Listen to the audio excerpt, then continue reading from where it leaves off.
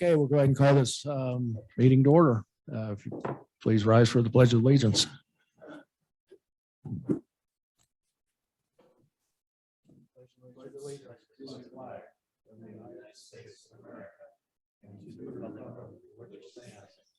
One nation, indivisible, with liberty.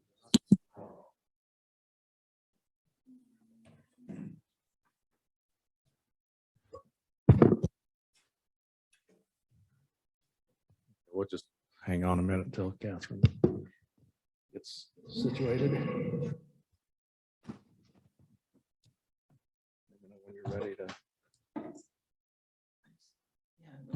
We're just on item 2 right now. Additions, deletions. Okay. Okay, our next item is item 2. Additions, deletions, or corrections to the agenda. Do we have any of those? And if we don't have any of those, I'd entertain a motion.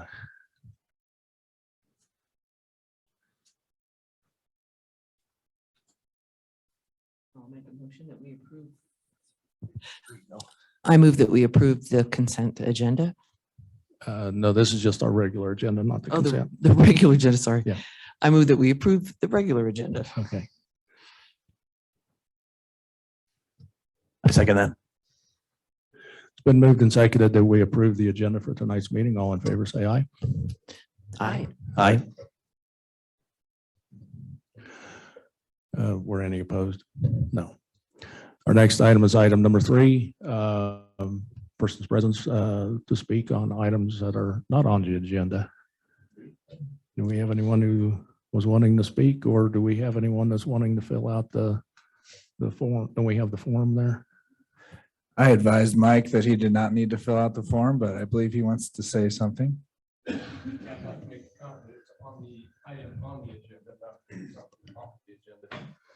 go ahead. Make sure when you use that one or that one up there. Just make sure you hit that blue button and the light comes on. Okay.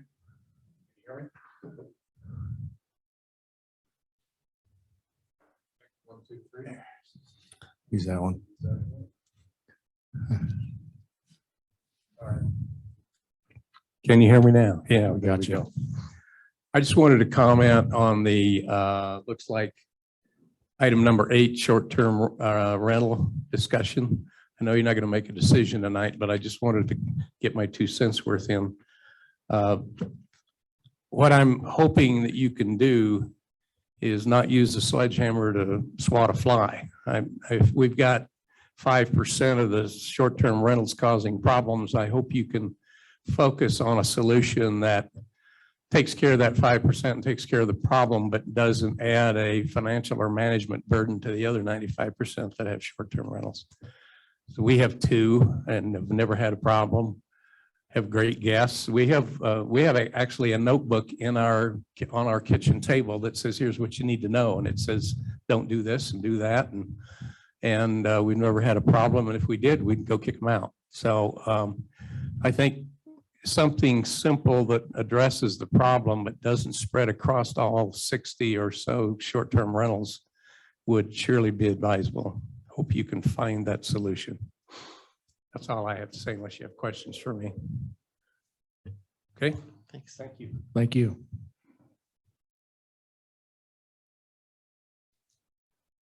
Do we have anyone else present? And if we don't have anyone else that's physically here, we'll probably move to see if there's anyone on Zoom. Anyone on Zoom? I thought I had it fixed.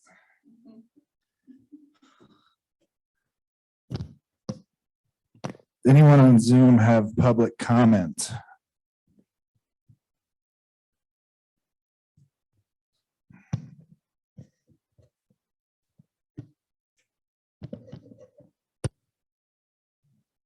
Not seeing anything. Okay, if there's no other speakers, we will go ahead and proceed on to item number 4, our consent agenda. Trustees, do you have any questions, comments on consent agenda items? Oh, I have one question on A, you have non-auto pay vendor invoices. Does that mean that auto pay vendor invoices are not included? Correct. And why? They have not been as consistently entered into the arrays software as the other accounts or the other vendor invoices. So this is an incomplete list that's in front of us. This is the same type of list you've been receiving for the last year or plus, Mhm, but it's just named differently per your request last meeting. right. So it's still not a complete picture. It is non-auto pay vendor invoices, which were paid.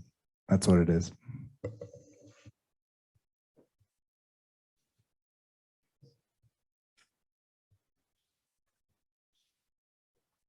Trustees, any other questions, comments?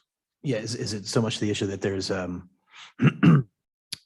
just no invoices concerning? Well, it Okay, should that's what be, if we are looking at this to approve the outgoing, Right. this does not have all the outgoings. Right, it wouldn't include whatever's on auto pay. What would you want to see corrected or? maybe for Well, the future? I've attempted to get it corrected over the past few months, and this is all we're getting. So Okay. it is an incomplete picture. Is there any way that we can rectify that issue with in the future with agendas and? Yeah, right now we have a person that does accounts payable, and really what should happen, the purpose of this is to actually approve accounts payable before they're paid. Right. But that has never been done, that to my knowledge, or at least what I've seen, not that that's not correct, but we've simply just continued the practice that has been going on. So the problem with always having to approve checks before they go out is timeliness.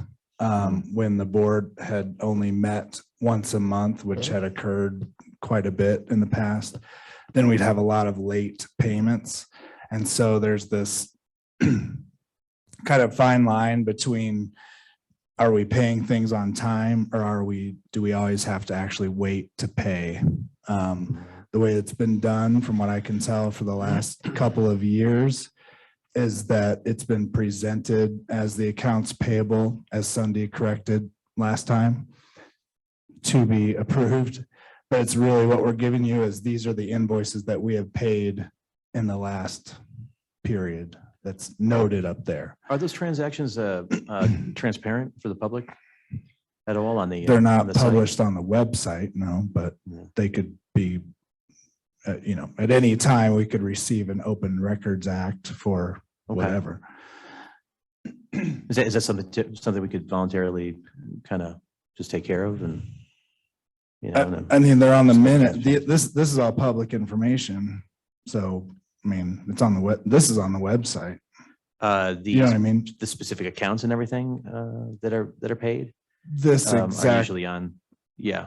the exact packet that you're seeing. Okay. I mean, that's all public. At the conference last week, this actually came up. Okay. And I think some folks are kind of moving towards the boards are actually acknowledging what was spent instead of approving. And I think that, that is something we could consider here too, that we're just Yeah. acknowledging what was spent instead of basically approving. And that's essentially what's been happening in the last few years from my knowledge of the situation. And we could add the auto pay stuff. There's very few. It's basically our Microsoft 365 licensing and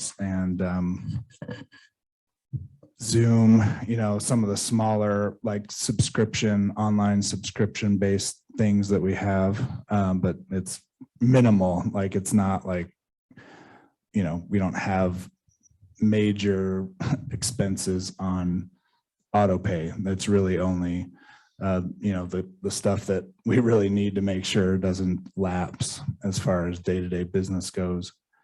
I know in the past, I would actually prefer to have Colorado Springs Utilities on auto pay, and I think that went by the wayside at some point as well, but we could certainly make more of an effort to add the auto pay transactions into a raise on a more timely fashion. It's just something that's time consuming and something that our accounts payable guy doesn't do right now. Okay. What would you like to see happen? I'm still not convinced about this report. It's pick and choose what you present to us. And it should just be in any accounting software program, just a simple report It that's is. run, That's what I do. but it's not all inclusive. The only thing it doesn't have are auto pay. Mhm. They're still outgoing. What are we arguing about? I'm not Oh, I'm sure. Oh, no, I'm not arguing at all. Oh, okay. Nate. So what are you not I'm sure just- about? I'm just wondering why we even have this on the agenda if we're only being given This is, chosen information. it is a simple report out of our accounting software that represents all the checks that Brian has written during that time frame. All the outgoing, All the outgoing checks. not Yes. just checks, but all outgoing. I think what I'm hearing is we may like to have the auto pay as part of this report. I think that's what I'm hearing. Is that correct? All outgoing, all expenses paid, And All auto, everything outgoing. everything. cash, check, EFT, ACH, Okay. however. And I agree with you, Todd, that I think that we should be looking towards an acknowledgement yeah, rather than approval after the fact. yeah, that it did come out last week during the conference, and that was what I think some other towns are doing, is they're actually moving to just acknowledge what was spent. Mhm.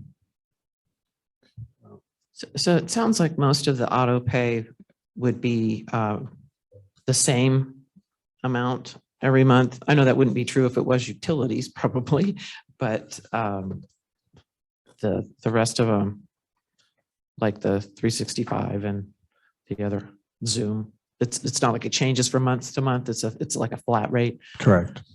Usually. So at what point would you be entering in like the auto pay information into the software? Typically, We generally receive receipts from those payments. So it's just a matter of taking that time to enter them in to the accounting software. Is there any way that the guy that we pay for the accounting can kind of do that for you? Put it, We're talking about, yeah, I'll let you. So I think part of the issue that we're facing right now really is that we've been working with a software that isn't designed for governmental accounting. It's designed for nonprofit accounting. So there has been some disconnect in the way things are typically set up to be presented to a board versus something that would just allow for some basic accounting services. We have received a quote for a software that is specific for governmental accounting, budgeting. It has a lot of features that I think that will help streamline this process in the future. And something that I'd hope to bring up to before you, once we had a little bit more information, able to compare the cost comparison from that software to the arrays that we're currently using.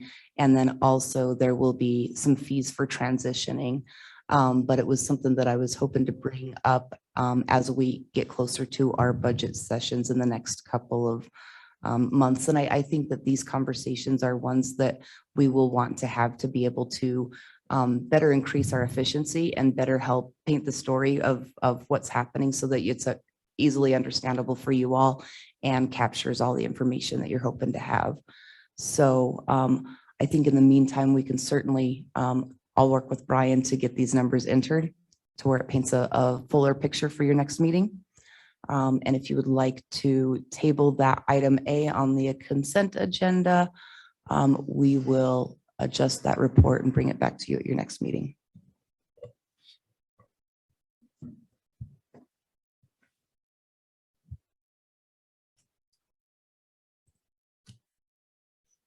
Is that what, Oh, that's fine. okay. Are we doing minutes now or? We probably ought to move the table, item A specifically.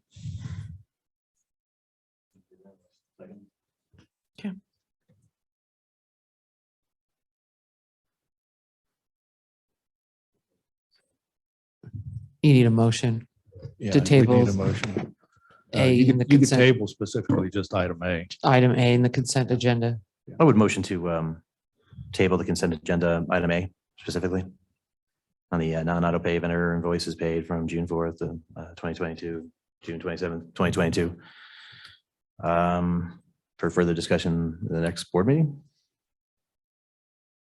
And I'll second that. It's been moved and seconded that we table item 4A until the next regular meeting. All in favor? Aye. Aye. Aye. Okay, so that would leave us with items 4B and C.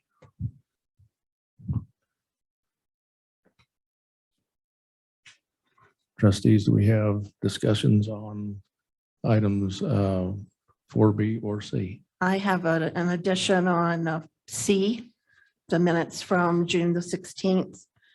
Number 6, the special event application for Sunday gazebo music series. I feel that it should be mentioned that trustees King and Guthrie abstained from the vote. And that is not in there. It does say that the motion passed unanimously. Well, correct. Thank you.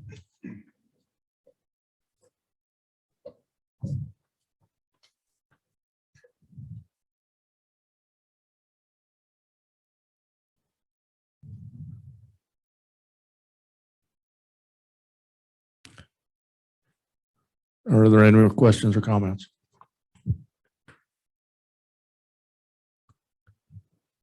Nope. I'll entertain a motion. I move that we approve consent agenda items B and C with the corrections to add to item, what was it, 6? That trustees Guthrie and King abstained from that vote. Second that motion. It's been moved and seconded. We approve consent agenda items B and C with modification of C being that trustees King and Guthrie abstained on item number 6 of the special event. All in favor? Aye. Aye. Aye.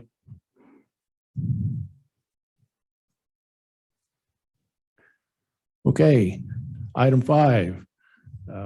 We need to open up our public hearing for the special event liquor license for the Chamber of Commerce for Bronc Day Barn Dance at the Farm Stand.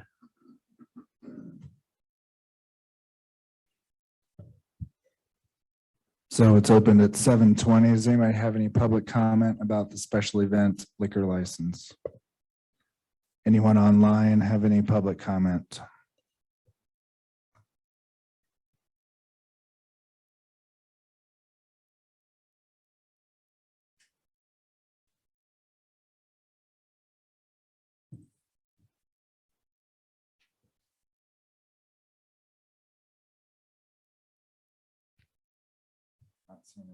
Okay, hearing none.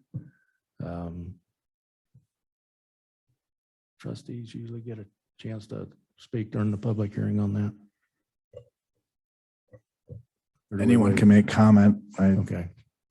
Trustees, do you, any comments, questions? Just to clarify that it's a special event permit for liquor, not a liquor license. Okay.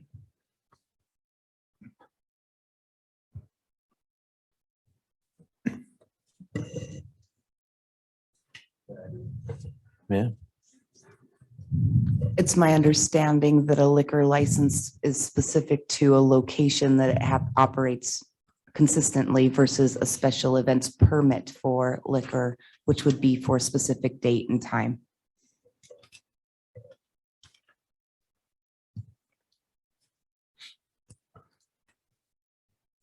If there are no further comments on the public hearing, I guess we close the public hearing at 7:22.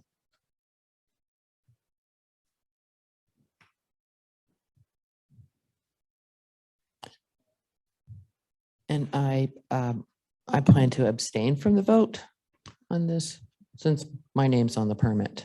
Okay. So our next item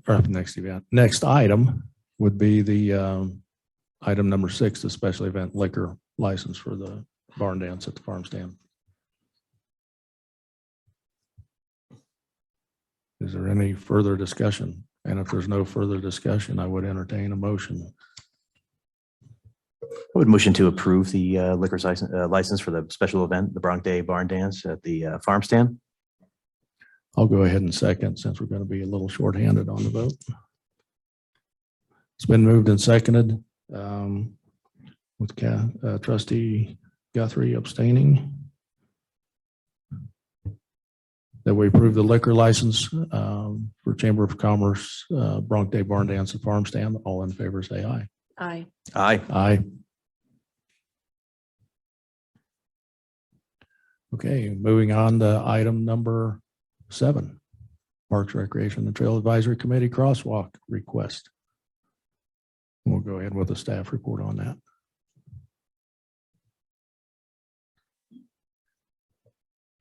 This memo was actually prepared for you by the PRT chair, Jesse Stroop. He did have some attachments of some crosswalks and locations. What they are noticing is that with the opening of the Sky Space exhibit, there is a need to restore one crosswalk that was there previously and also to implement a new additional one. And I'm not sure how much this was discussed in the PRT meeting is of who intended to do this work and how it was to be funded. I'm sure that we probably have some highway marking paint and could paint one on.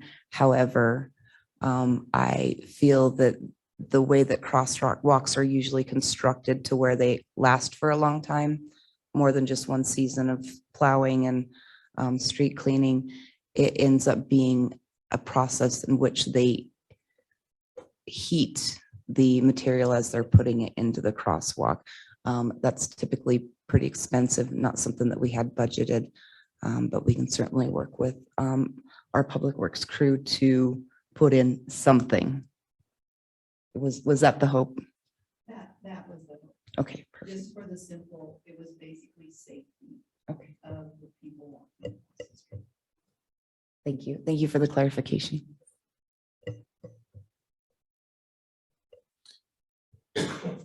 So the people walking across the street, I mean, obviously the one where there's already a crosswalk. I know there's a bus stop over there. And there's the, it joins, it's crossing over to the park. I'm not clear about the crosswalk the other way. Is that due to parking I think at I can Joyland? I can explain a lot of what they're trying to do with some of the Sky Space attendees is have them hike up and then hike down and then come through town and then come back. And right now the bridge only has barely enough access on one side. And so you actually have to cross over at that top photo right in front of the lodge, get to the other side so you can cross the bridge and then get back into, then we need another crosswalk to get back into Joyland. Because we do not have a crosswalk there right now. Okay, so people have to walk on the opposite side of the street Yes, to cross the bridge, and you're talking Yes. about the bridge that's closer to Joyland? the bridge is just right out here, right, basically Right, next okay. to Joyland. Okay. Yeah.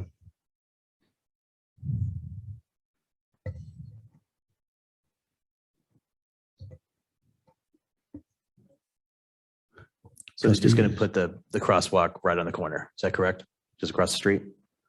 Yeah, That it is would what I be pretty much just straight across right from that shot, because that's the entrance to Joyland on the right. And it would probably just cut right across there. And I'm sure Kyle and the guys know, what paints to, whether it's heated or not. It doesn't look like it's gonna be heated, but I mean, there's epoxy based paints that are gonna definitely at least stick for the rest of the season. It is a specific paint. They do have a quick dry version of it, which is very nice to be able to do one side of the road and then the other to where we're not having to close down the road. The paint typically dries in about 10 minutes. So it's really easy to work with. It happens really quickly.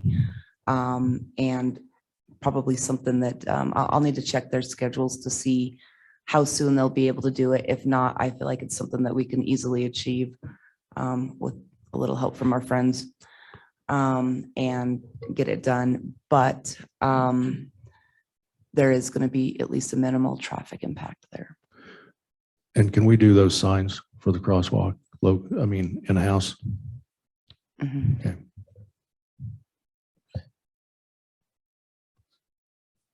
Yeah, I think it's important that the signs are there too. Yeah. So trustees, any more questions, comments?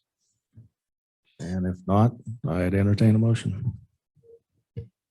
I would motion to approve the request from the Parks Recreational Trail Advisory Committee on a crosswalk request across from Joyland and fixing the one up in front of the bus stop to also include necessary signs. I'll second that. It's been moved and seconded that we approve the Parks Rec and Trail Committee request for crosswalks, including signage. All in favor, say aye. Aye. Aye. Aye.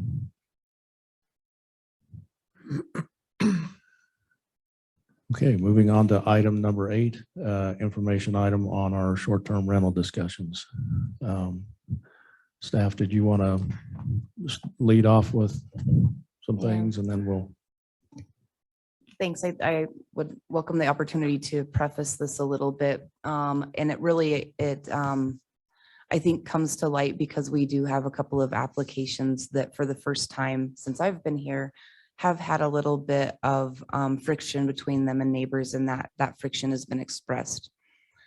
So just going through, sort of our process and our policies as far as how those licenses are approved. The town did establish a pretty generalized set of criteria for approval or disapproval. And then based upon either whether something is approved or disapproved by the town manager, the applicant or citizens, neighbors have the opportunity to begin an appeal process, in which case it would come before you. Currently, it's inappropriate for us to take any action in changing any of our policies, any of our code or ordinances for any of these applications that we have in process that have been initiated. So there will be some that come to you based on the best judgment of your staff. And likely you'll have the opportunity to review those. That being said, I think that really the goal and the thought behind this is that we have a really phenomenal opportunity to welcome people into our community, visitors. It's a great opportunity economically for those who live here, either whether they are renting out their dwelling part-time or an additional property for additional income. It helps to bridge that income gap of people that live here. So economically, it's a really great program. And I think that the discussion that I'm hoping to have really isn't to be, attacking a fly with a sledgehammer. But more of a, how do we refine this process now that it's been implemented to where it helps to create better neighbors and encourage, better neighbors and those processes that are occurring and to, encourage harmony within the community, hopefully. So we are still awaiting some feedback from our legal that would have some recommendations based on a comparison of what our current policies are and some best practices in other communities. We will have the opportunity to bring those before you and discuss those in the near future. But I know that a lot of communities, even surrounding us, Woodland Park, I think you sent me something on Woodland Park. Thank you, Cindy. Are examining the same things. I think that we have the opportunity to learn what they're doing. And I don't feel like there's a real need to act super quickly on this. Just something that ends up being ultimately, what can we make better? What can we do better? What can we as staff do better to make the application process a little bit easier? How can we make sure that the current program is meeting the intent of when it was established? And then, of course, how do we work to resolve any complaints that we might have from neighbors? Do we have a estimated time for our public meeting? I would like to receive the correspondence back from legal with some best practices so that, at least when we're approaching the community, we have some solution-based ideas of, hey, how would you feel if we, change this or change that, that we are able to bring to, both residents and the short-term rental license holders. My guess, I would like to see this come before you, mid to late July. And I'm kind of assuming that if we do an ordinance to change codes that would be effective with the next year's licensing, that all renewals and everything would have to comply with those new codes. Absolutely. And I think that that's where it ends up, having that public comment. I don't know that really implementing something this late in the year, we're halfway through the year, ends up making sense. But in turn with those renewals, seems like it would be a good opportunity for that, anything that's transitional. Nate, do you have anything to weigh in? No. Well, Nate ran those figures at one point in time that said we were getting, I think, 94,000 and change. I think that I've kind of rounded that up to 100,000 in some of the communications, but that's what I would anticipate probably by the end of the year. I read all of what you had sent to all of us regarding the Boulder example. Mhm. Some of the stuff was reasonable. Most of it was kind of excessive for this town. Mhm. I do think that regardless of what legal comes back with, it would be nice to have a public discussion, especially with the business owners that own them and the neighbors that may have complaints. I think that is important that we get them together and adult about it. I think it's really important that guests, of this town, respect the situation. I think at the end of the day, we're looking at hefty fines for noise complaints, if that's even what it is. I'm assuming that a lot of these complaints are, alleged noise complaints. That's just all about, I think at the end of the day, enforcement. And I don't know how the business owners in particular manage their properties as far as deposits go. That's all on them, of course, whether they keep those deposits. It's like, do you whack the renter or the owner? Quite frankly, I think if somebody comes in here, we don't want to hurt, our business owners.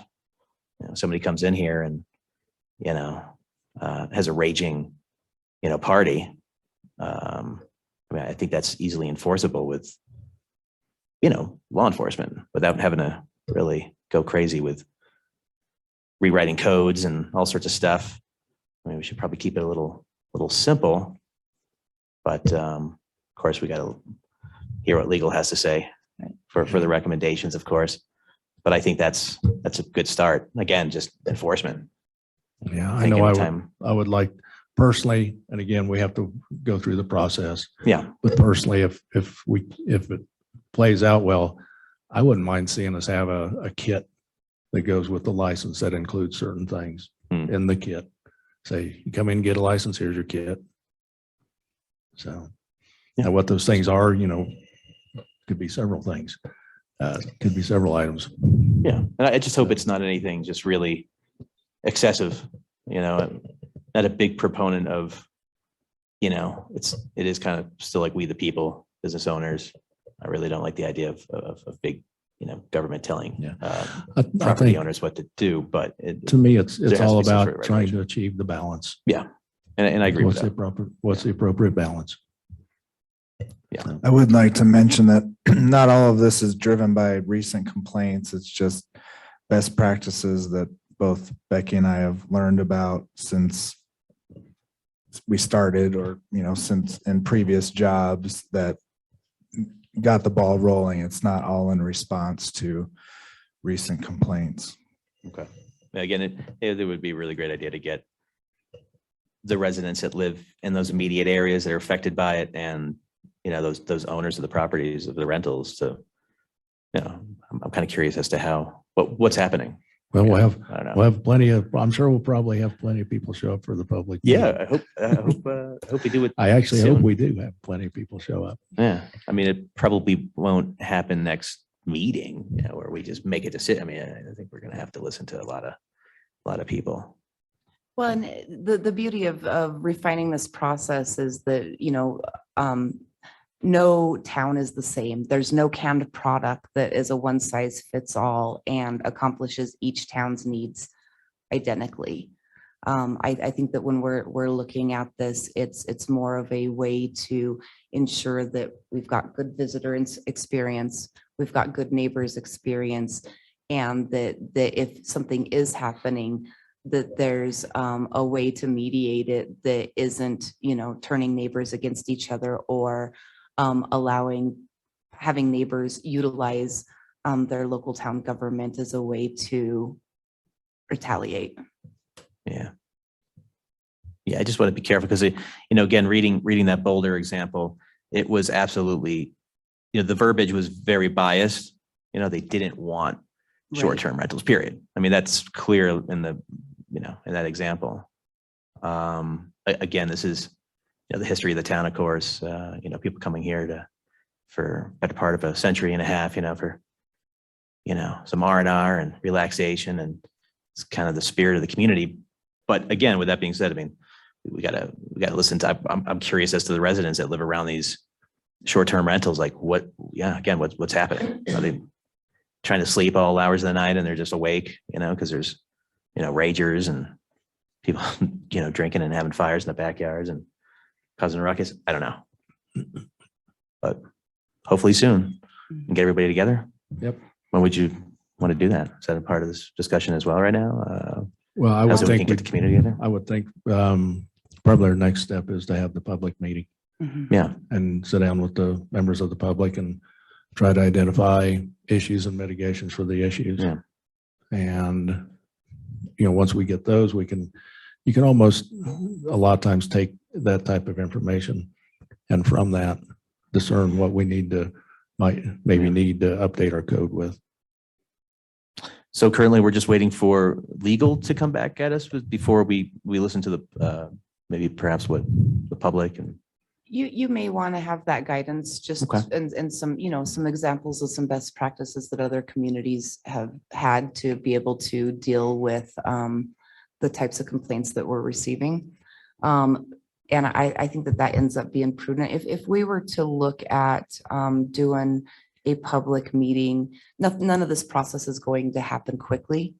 Even if we identify some changes that need to occur, that'll need to happen via ordinance, 2 readings. So it's not going to happen super fast. But I think that we could certainly have some info from legal prior to, if we were to look at a public meeting on the 12th of July, that gives you a week, to kind of digest whatever occurs there, and we can revisit it on the 19th of July. It would be helpful if we do it when most of the summer residents are here so that they have the opportunity to participate. So I think as long as it happens, before Labor Day, that'll be good. Did you guys voice any personal concerns with legal for possible outcomes, things for them to look into, resolutions that maybe you guys had already come to the conclusion that would be best for the situation that they're checking on? Or I sent a list of ideas that I had just from a webinar I attended and different feedback we've received, okay. just kind of a brainstorm list. Just want to mention real quick, July 12th is a planning commission meeting that we're going to be going over land use code. So that may not be the best date. Okay. What were some of the recommendations that were made with the brainstorming with legal for them to look into? We're still awaiting that feedback. It's been under, it was, we kind of sent that off, what do you say, 2 weeks ago, 10 days to 2 weeks ago. Well, what were some of those bulleted ideas though? If you don't mind, Nate, I'm sorry, man. Just kind of curious.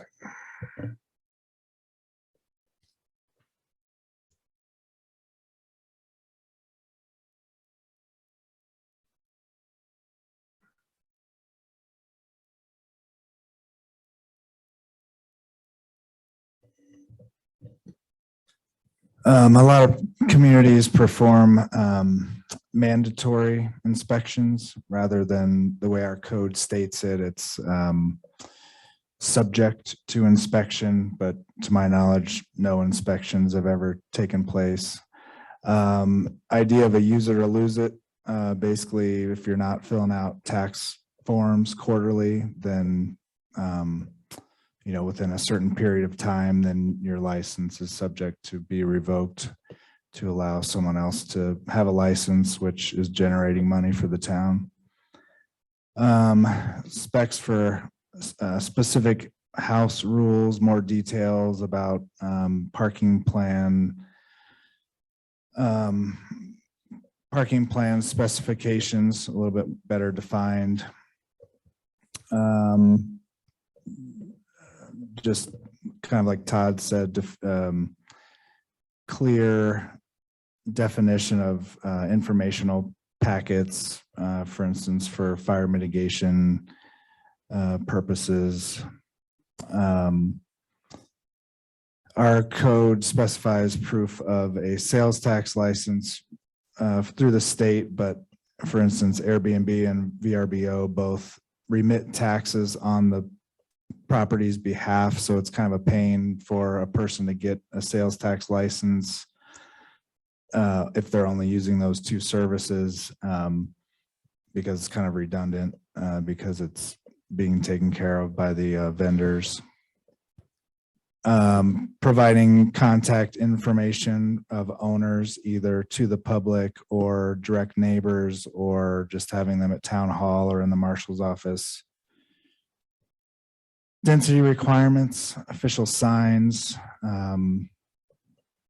tiers of properties has been something that's been thrown around as far as, is it a seasonal, is it a year round, is it,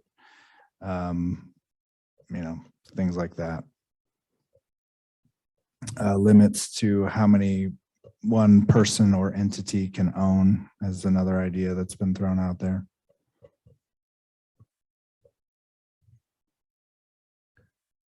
I'll also say that from the conference, I was actually contacted by a business that basically does all the they can set up different packages, but their full package would basically be all administrative items for short-term rentals, including tax collection and letter generation, you name it, but their software, they basically go out and continually monitor like 70 short-term rental sites. They can actually take that and compile it and say, you've got a short-term rental at this location. And, you know, that was interesting because that's what they showed me while I was there. They popped up the screen and their first cut showed 76. Their second cut showed 64. But I suspect that they were not, in fact, I know they were not discerning between properties that were zoned business versus those that are zoned residential. And so the residential ones would be the ones that show up on our list of short-term rentals.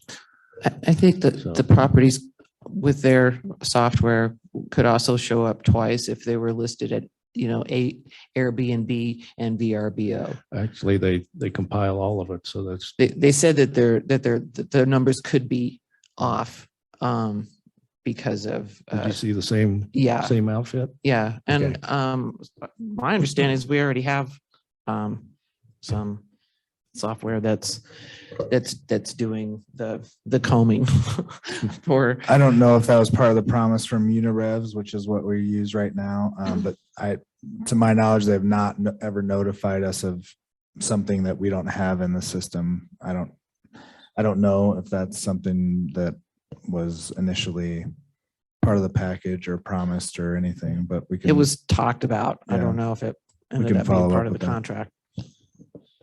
So yeah, there are options for us to help, you know, administer short-term rentals. Obviously, they cost money. And, you know, we'd have to balance that against, you know, what we need versus how much it would really cost. And if it's actually a cost benefit at that point.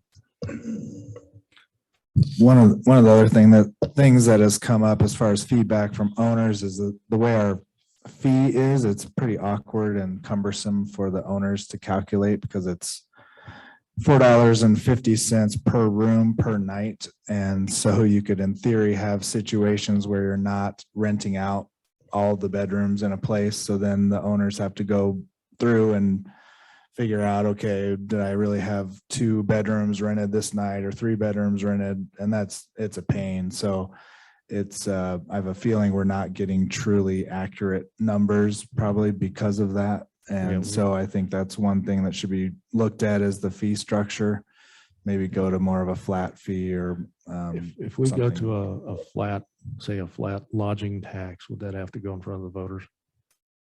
I think it would. Yeah. I think. Yeah, any change would have to go through that same process that initially set it up.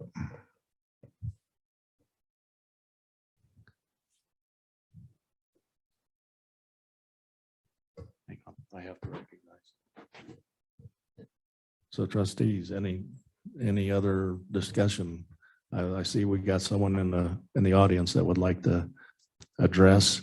Are you okay? Are you okay if trustees, are you okay if we? Okay. Yes, Hand them a absolutely. mic. Question, could staff describe the scope and the nature of the kind of knowledge you're having? I'm not sure what the problem.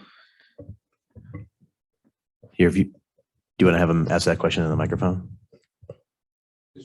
I can repeat it into the Okay. microphone. Mr. Fry asked if we could describe the nature and the scope of the problems that are occurring. And really, it comes down to, I think in this particular instance, it comes down to a density issue. There is an application that's being brought forth that is within an area in a very small, awkwardly laid out neighborhood where the houses are laid out awkwardly. There's already one existing VRBO there and not a lot of other long-term neighbors in that particular area. So having an additional one, it was felt that there would be some impact. And I think some of the other issues end up being really that enforcement that's outside of what the law enforcement is able to enforce. Law enforcement can't tell people to be nice to each other. Yeah, what are some of the examples? Is that Is that part of it? People just being rude? It's been anything from lights being in windows at night as people are arriving late to marijuana use outside that's observed to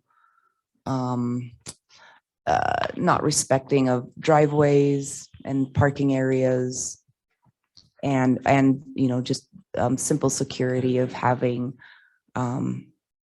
non-residents coming in and out, people that you don't know. A lot of what I hear is parking issues, and I don't think that's been really critiqued as these Airbnbs have come online, so it hasn't been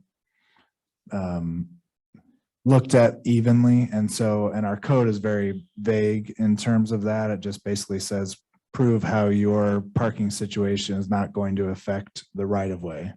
Right. But as we all know, there's several even lodges and things that have parking areas that do affect the right of way. It's kind of hard to not in this town with the narrow streets.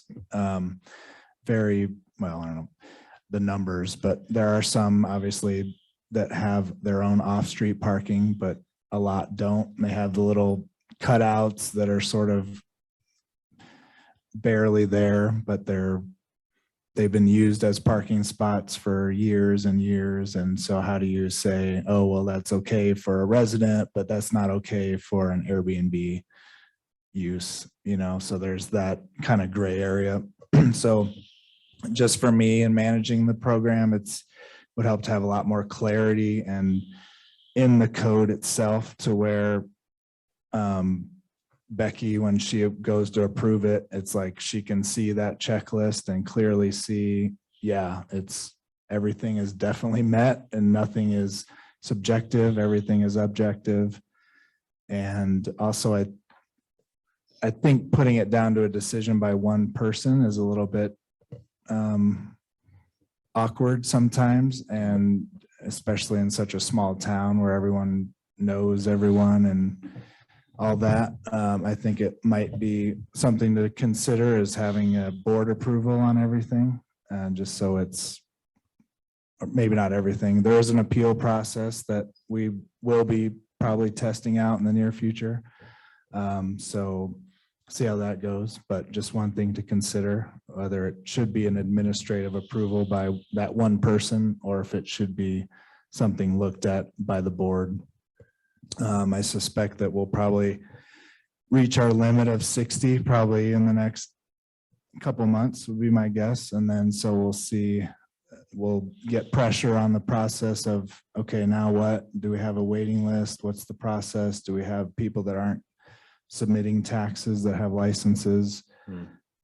All those sort of things will come into play here in the near future, I think. So I guess we got to come up with a new date. So 12th is not going to work. And we're going to need a very large dry erase board for residents, because we're going to have to bullet all of these ideas. I mean, the parking things, it kind of seems like a simple solution, right? Like how many cars can you fit in a driveway? I don't know. We could figure this out, I'm sure. But big old dry erase board and a public event. there aren't a lot of driveways in No. town. Oh, yeah.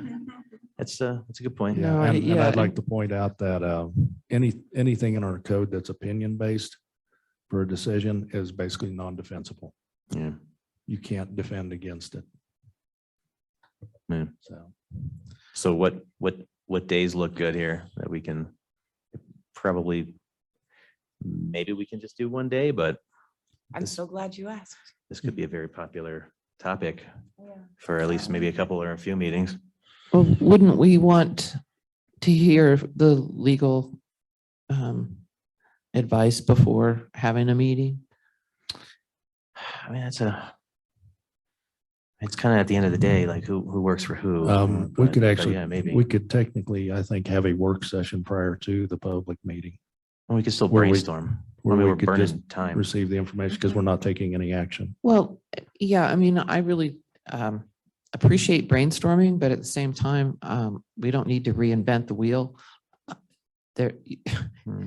I know our town is unique, but I'm sure that there are other towns that have dealt with this. I think we're kind of, we're relatively new to this game with the short-term rental. And not that it's, it's been kind of a hot button issue for a few years. I know in the Springs, but for us, we really haven't been at this that long, and it makes sense to me that we would need to revisit our policies because, it was, we did our best to come up with a policy, but now that we've had the opportunity to see what's working and what's not, I mean, like Nate brought up, the whole way that it's taxed, could be simpler. There might be other things that we're looking at besides just how to make it more friendly to neighbors.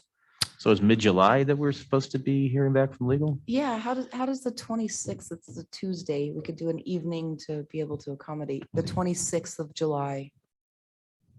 How's that looking for everybody? And do we want to have a work session ahead of time to? Let's hear from the public. Okay. And then we can, I think that our time with the work session is best used to evaluate both. I will put together something for one of our meetings prior to the 26th based on what we find out from legal. It'll be a high level overview of the finer points from legal. Then we'll meet on the 26th, and then we've got August 2nd as a board meeting to further examine and evaluate any public feedback that you receive. Okay. So the 26th for residential, For a town hall meeting Town hall to meeting, invite the public. okay. Does that work for everyone? Mhm. Okay, great, thank you. Thanks for having this talk. Yeah.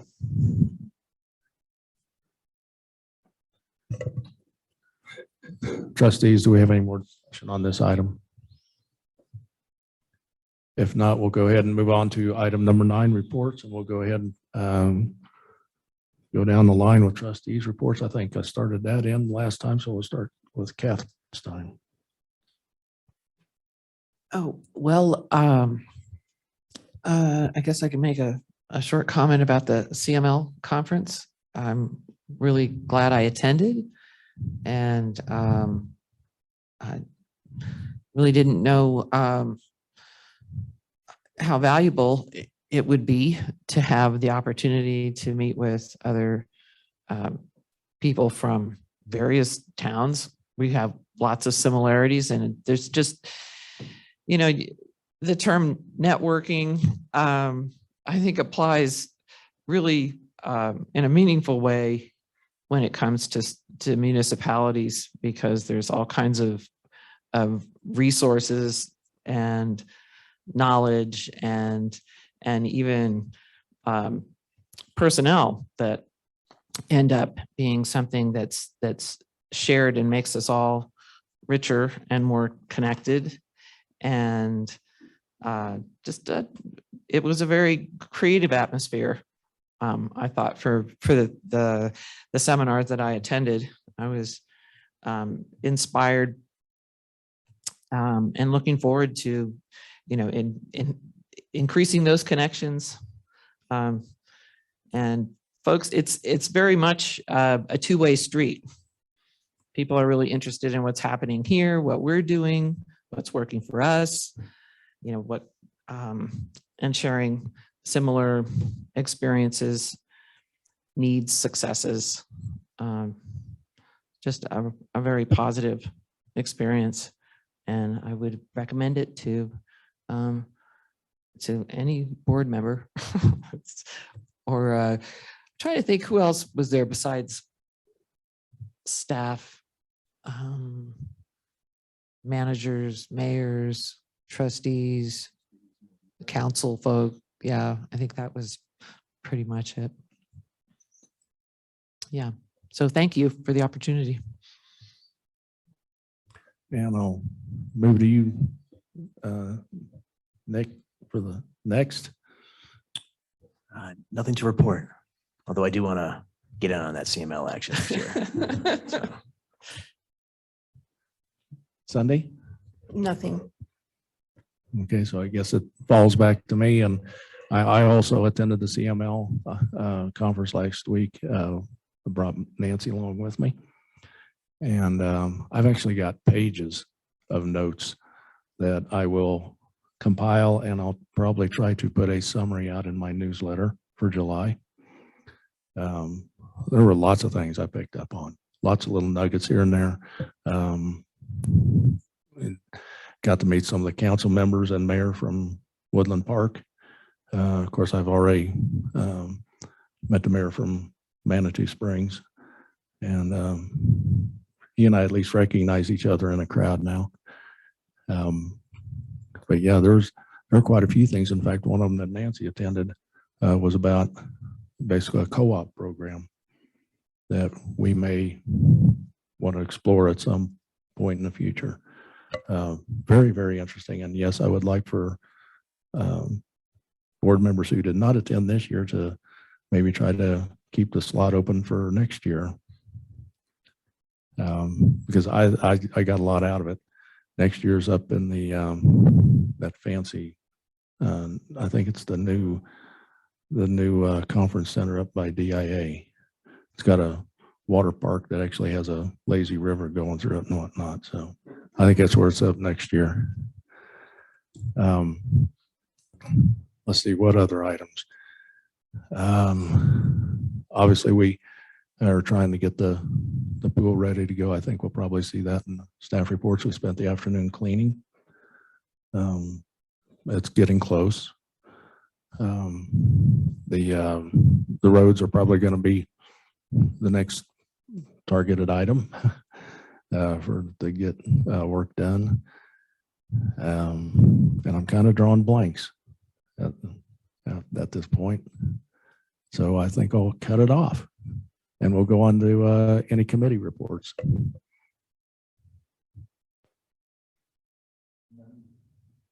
None submitted, no committee reports. Okay. And we'll move on to staff reports.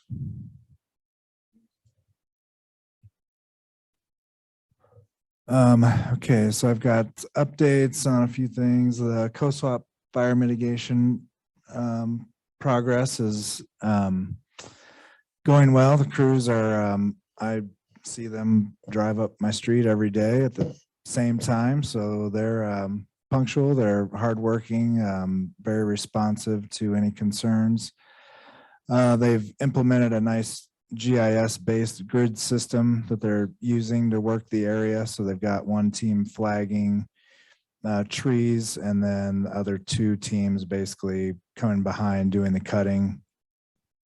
We did make a change so that they are, instead of chopping up each tree into the 36-inch firewood type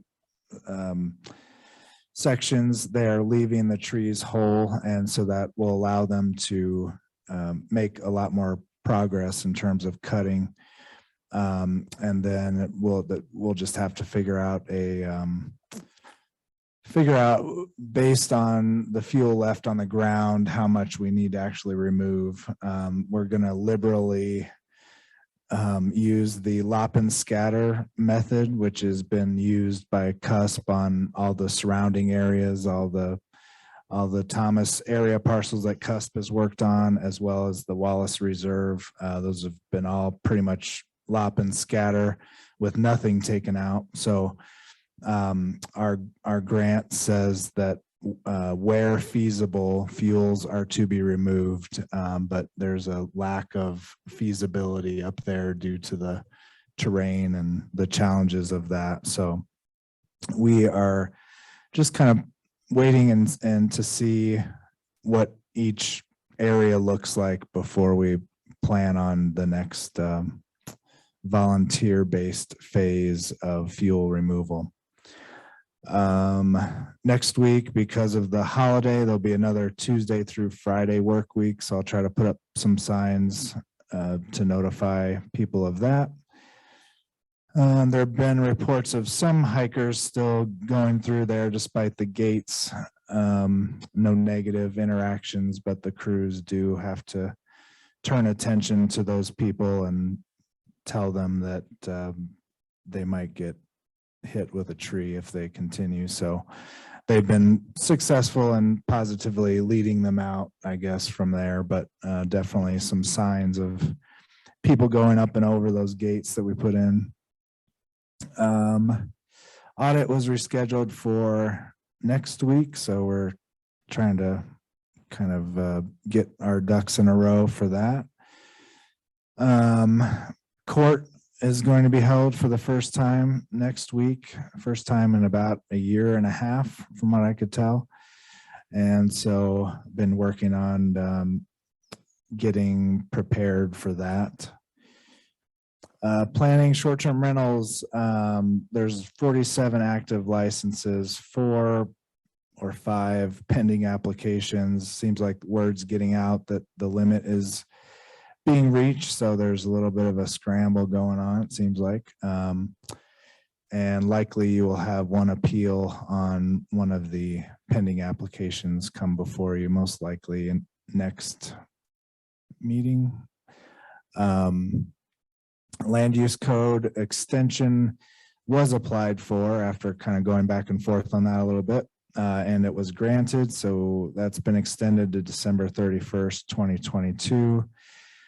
We've got 2 new commissioners, and they are putting a lot of energy into the review, which is great. It's just gonna, kind of start over, which is not a bad thing. It's good perspectives to have, and they're really delving deep into it. So I want to thank Ann and Lisa in particular for that. So at our meeting tomorrow for Planning Commission, we will kind of reset a little bit and review some of the comments that have been made so far. And I'm sorry, Mike, thank you to you too. And Lamar as well. But we'll just kind of reset tomorrow and come up with a new strategy and to hopefully efficiently go through that code and make some meaningful change. As far as planning, we do still have the 1 vacancy. We've kind of been back and forth about how and when to post it, but hopefully by tomorrow night, we'll have another discussion about that and set a deadline for applications, which is what I noticed has been done in the past based on minutes I've seen. And there's just been some discussion on how to interview people for that. And I've kind of told the Planning Commission that that's up to them, and there's not a lot of requirements other than being a resident, which is a little bit better defined in the Muni code, which actually was just posted last week. The new code that was adopted last November was finally posted on our website. So there's a residency requirement as discussed last year in that. So that's one thing to note and think about. Regarding the code that's online, the new version did not include the land use chapters because we knew that we were working on those. So the land use code is currently offline. It's on a PDF. I'll try to post that somewhere on the website that makes sense. But for now, I'm just referencing a PDF. And I've given that to the Planning Commission so that they can more easily compare the old code to the new code and via whatever method works for them. And we'll start compiling comments and moving that process forward. Yeah, I am curious about the selection process, and can the Planning Commission actually use executive sessions, and can they do executive sessions for volunteers? I mean, we're pretty well limited on, with the definition of what executive sessions are.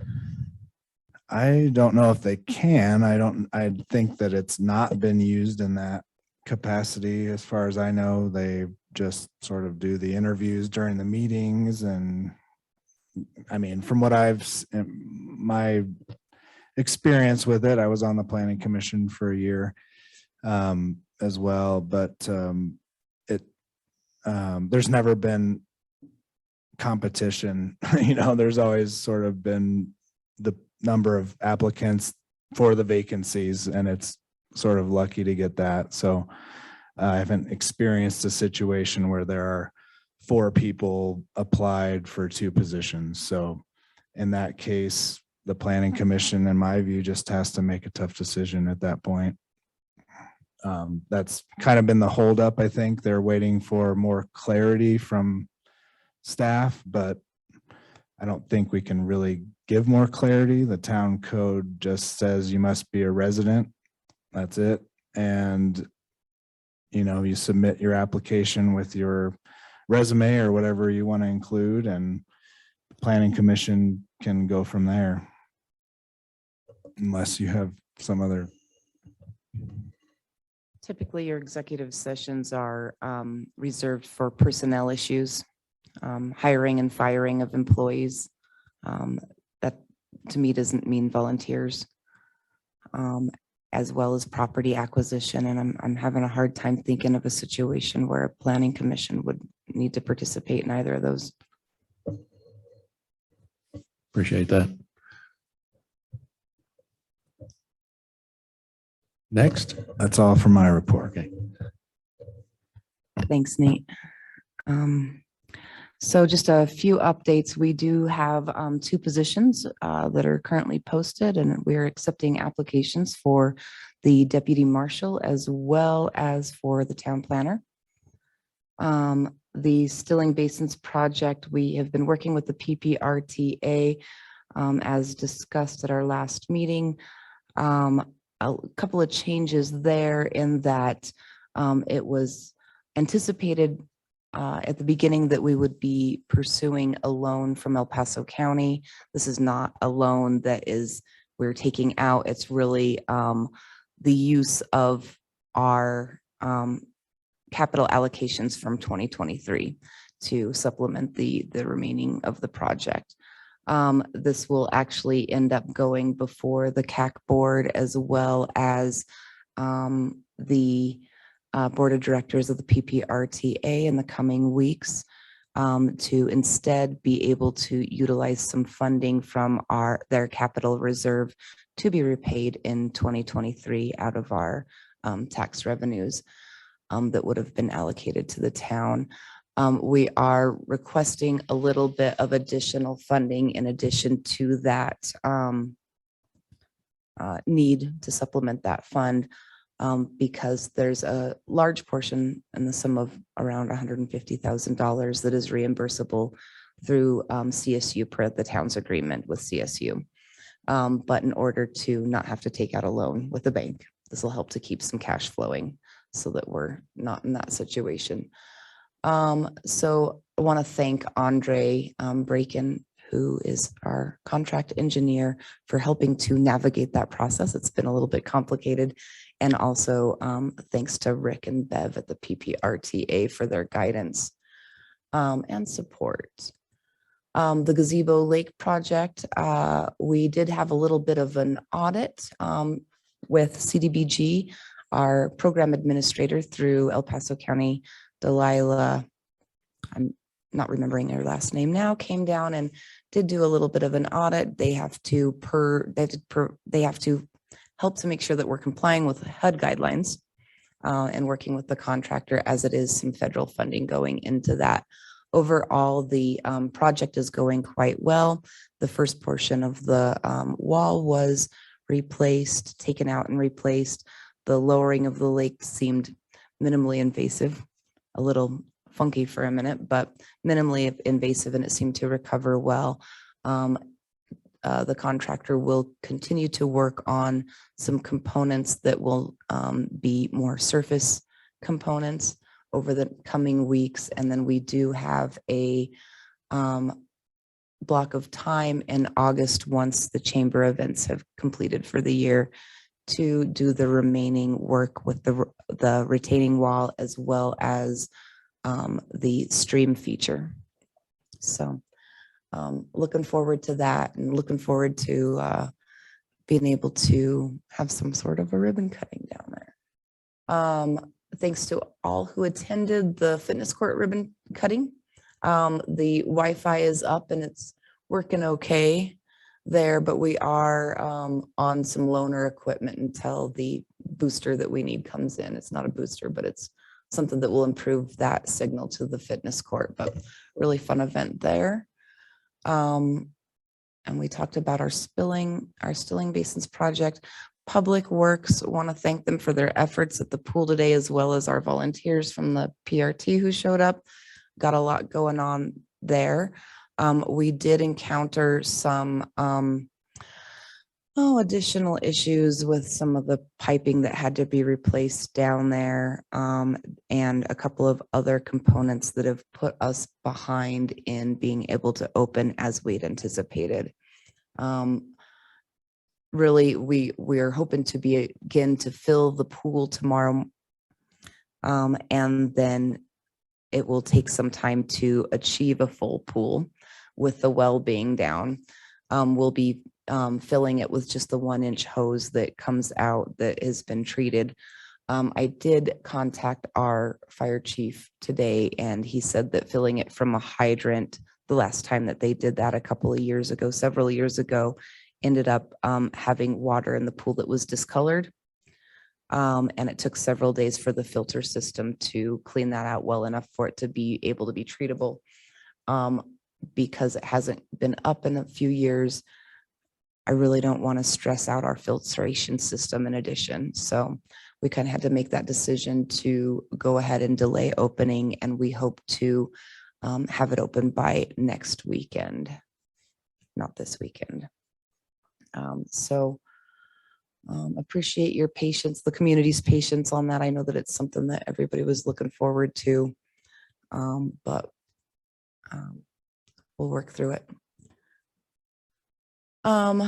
Public Works has worked on a couple of, or at least one large culvert replacement that needed to occur. They're continuing to work on potholes and do some of that spring maintenance of our roads as they are able after rainstorms. The parks maintenance, I do know that we probably had more debris from our geese friends than they were anticipating. So although we do have somebody out there, they're looking at doing weekly cleanings of it, so it won't pile up too much, but there are going to be days in between those cleanings where there's going to be a little. And if available, Public Works can certainly support that. However, I'd prefer to keep them on roads as much as possible during our rainy season. Let's see. Our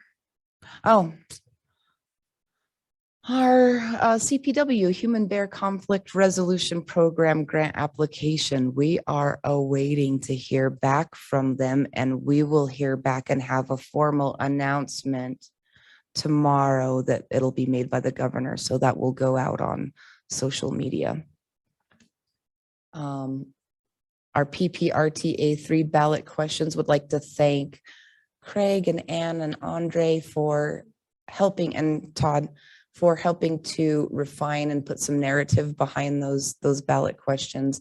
Those were submitted to Rick Sonnenberg yesterday, and that will be utilized to populate that November ballot that goes out for El Paso County. And could I get a copy of what was submitted? Absolutely. Okay, thank you. I'll send it out to the group at large. And then in addition to that, we already talked about the pool. We do have summer staff there at the pool that was recruited by USA Management. So that is ready to go. And then of course, last but not least, We do have a town cleanup day scheduled for July 14th, 9 a.m. until it's full. It'll be a 30-yard dumpster. We will get out some public info on what acceptable and non-acceptable items are that can be found. Thanks to those of you who have offered to get some of those downtown, and we'll get it up on social media and the website. Any questions for, oh, one last thing. I would like to take a moment and thank both Colorado Municipal League and CIRSA for their scholarships of 2 out of 3 of our registrations at CML, as well as you kind of got a full ride on yours. Yeah, it was lodging and the whole Yeah, deal. I had the full ride. Yeah, that's a big deal. So How do we continue to get that? we'll keep Every year. asking. I'll make a compelling argument. Don't you worry. Okay. I'll help if I can. Thank you. I think Todd had to write a letter. Yeah, I had to do something. I forget what I did, but it was basically, I think, a letter outlining why it was needed and what I would be doing with it and yada, yada, just a general, please give me money situation. Kind of had me at the water parks. I think that's going to be kind of cool. Yeah. Nate and I can room and Todd and. Nothing says bonding like a lazy river.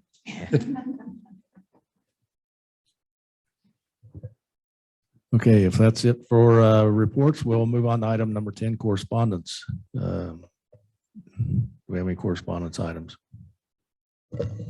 No, I just always leave that on there just in case, but Okay. none for me.